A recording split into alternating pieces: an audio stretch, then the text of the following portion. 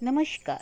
मैं सुनीता कथा मंथन में आप सबका स्वागत करती हूँ। कथा मंथन में आज सुनिए धर्मवीर भारती जी द्वारा रचित कहानी मुर्दों का गांव। उस गांव के बारे में अजीब अफवाहें फैली थी। लोग कहते थे कि वहाँ दिन में भी मौत का एक काला साया रोशनी पर पड़ा रहता है। शाम होते ही कब्रें जमाइयाँ लेने लगती हैं और भूखे कंकाल अंधेरे का लबादा ओढ़कर सड़कों पर, पगडंडियों और खेतों की मेड़ों पर खाने की तलाश में घूमा करते हैं। उनके ढीले पंजरों की खड़खड़ाहट सुनकर लाशों के चारों ओर चिल्लाने वाले घिनौने सियार सहम कर चुप हो जाते हैं और गोश्तखोर गिद्धों के बच्चे डैनों में सिर झाँपकर सूखे ठूठों की कोटरों में छिप जाते हैं। इसी वजह से जब अखिल ने कहा कि चलो उस गांव के भी आंकड़े तैयार कर ले, तो मैं एक बार कांप गया। बहुत मुश्किल से पास के गांव का एक लड़का साथ जाने को तैयार हुआ। सामने 2 मील की दूरी पर पेड़ों की झुरमुट में उस गांव की एक झलक दिखाई दी। मील भर पहले ही से खेतों में लाशें मिलने लगी। गांव के नज़दीक पहुंचते पहुंचते तो यह हाल हो गया कि मालूम पड़ता था भूख ने इन गांव के चारों ओर मौत के बीज बोए थे और आज सड़ी लाशों की फसल लहला रही थी। कुत्ते, गिद्ध, सियार और कौवे उस फसल का पूरा फायदा उठा रहे थे। इतने में हवा का एक तेज झोंका आया और बदबू से हम लोगों का सिर घूम गया, मगर फिर जैसे उस दुर्गंध से लथकर हवा के भारी और अधमरे झोंके सूखे बांसों के झुरमुटों में अटक कर रुक गए। सामने मुर्दों के गांव का पहला झोपड़ा दिखाई पड़ा। 3 और की दीवारें गिर गई थी। एक और की दीवार के सहारे आधा छप्पर लटक रहा था। दीवार की आड़ में कंकाल पड़ा था। साथ वाला लड़का रुका। अरे, यह तो निताई धीवर है। कहाँ है? अखिल ने पूछा। अरे वह तो निताई धीवर सो रहा है। लड़के ने कंकाल की ओर संकेत किया। अरे वह निताई और गांव का सबसे पट्टा जवान? अकाल पड़ा। भूख से उसकी माँ मर गई। उसके पास खाने को ना था, फिर लकड़ी लाकर चिता सजाना तो असंभव था। उसने अपनी नाव बाहर खींची, माँ के शरीर को नाव में रखा, ऊपर से सूखी घास रखी और आग लगा दी। रहा सहारा भी चला गया और एक दिन वह भी यहीं भूखा सो गया। यहीं इसी जगह उसकी माँ ने भी दम तोड़ा था। वह लड़का बोला।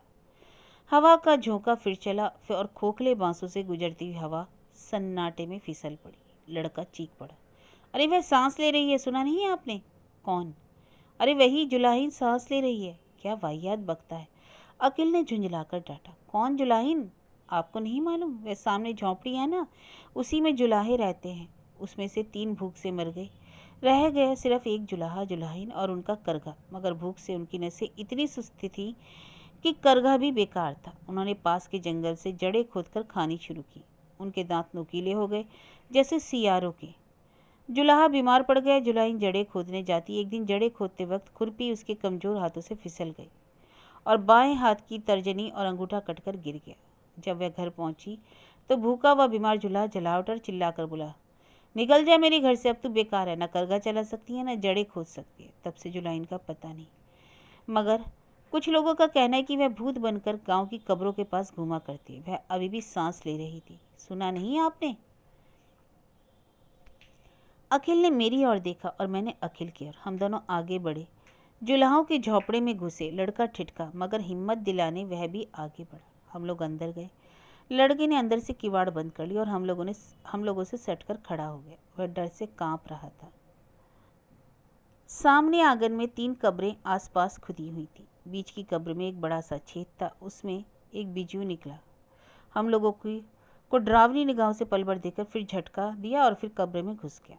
आंगन में किसी मुर्दे के सड़ने की तेज बदबू फैल रही थी। अखिल ने अपना कैमरा संभाला और फोटो लेने की तैयारी की कि इतने में पीछे से किवाड़ खड़क उठे। मेरे रोंगटे खड़े हो गए। अखिल बोला, अरे कोई सियार होगा।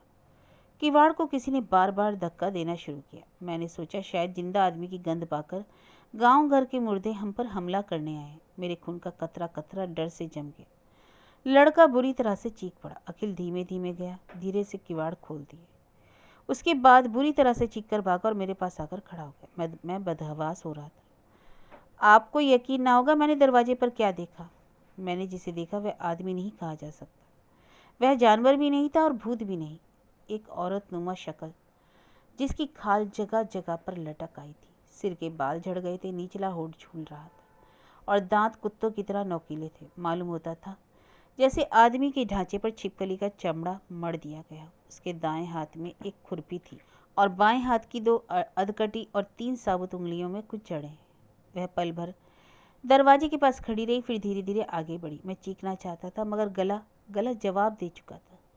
वह हमारे बिल्कुल पास आकर खड़ी हो गई, जड़ें जमीन पर रख दी और अपने 3 उंगलियों वाले हाथ को मुंह के पास ले जाकर कुछ खाने का इशारा किया। हम लोगों की जान में जान आई। वह भूखी है, वह आदमी ही होगी, क्योंकि भूख आदमियत की पहचान है। अखिल ने अपने झोले से में से एक केला निकाला और उसकी ओर फेंक दिया। उसने केला उठाया और मुंह के पास ले गई, मगर फिर रुक गई, उठी और झोपड़ी के दूसरी ओर चल दी। हम लोगों को कौतूहल हुआ, हम लोग भी पीछे पीछे चले।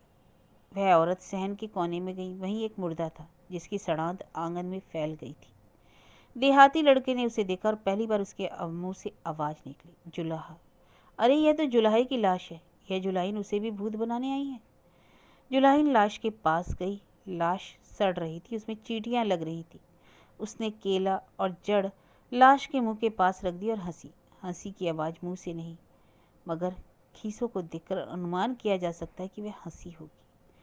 दूसरे ही क्षण वह बैठ गई और मुर्दे की छाती पर सिर रखकर सुबकने लगी। यह जुलाहिन है, मगर यह तो कम से कम 70 बरस की होगी। 70 बरस? देखते नहीं, जहरीली जड़ें खाने से इसकी नसों में पानी भर गया है, मांस चूल गया है। अखिल बोला, इस मुर्दे को हटाओ वरना यह भी मर जाएगी। उसके बाद हम लोग झोपड़े के भीतर गए। पास में एक गड्ढा था, सोचा इसी में लाश डाल दी जाए। भीतर आए, लाश के पास से जुलाहिन को हटाया और उसकी लाश भी एक और लुढ़क गई। मैं घबरा गया, बेहोश सा होने लगा। अखिल ने मुझे संभाला। हम लोग थोड़ी देर चुप रहे, फिर मैं बोला भारी गले से, अखिल, उंगलियां कट जाने पर यह निकाल दी गई, फिर किस बंधन के सहारे और आखिर किस आधार के सहारे यह मरने से पहले जुलाई के पास आई थी जड़ें लेकर? क्यों?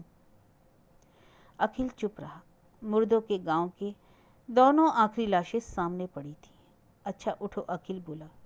हम लोगों ने लाशें उठाई और गड्ढे में डाल दी। एक और जुलाहा, दूसरी और जुलाहिन। बांस के सूखे पत्तों से उन्हें ढक दिया। मैंने अपनी उंगली से धूल में गड्ढे के पास लिखा, ताजमहल 1943, और हम लोग चल पड़े।